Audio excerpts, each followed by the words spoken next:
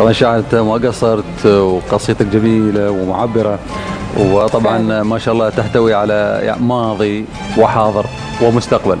هي كانت مجرد محاولة أن الواحد يعني يعبر عن أو يعني يخلد هذه الذكرى.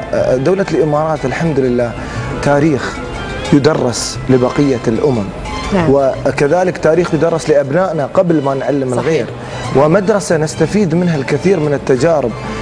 زايد الله يرحمه أضاف الكثير لهذه الأرض ولهذا الشعب، ومن بعده خليفة يستمر على نفس المنهج، نعم. وبنفس العطاء وبنفس الحماس، وأخوانهم والشيخ محمد الله يطول بعمره ويبجيه وأبنائه من بعده يعكسون للعالم حب هذا القائد والقادة لهذا الشعب، وكيف نحن نستطيع أن نراهن على شعوبنا أمام الآخرين.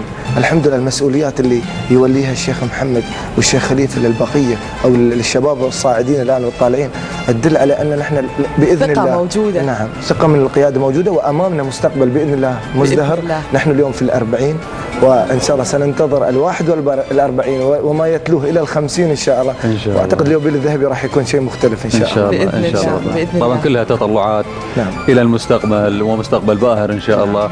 ودولة الإمارات العربية المتحدة إن شاء الله دائما في ألف خير.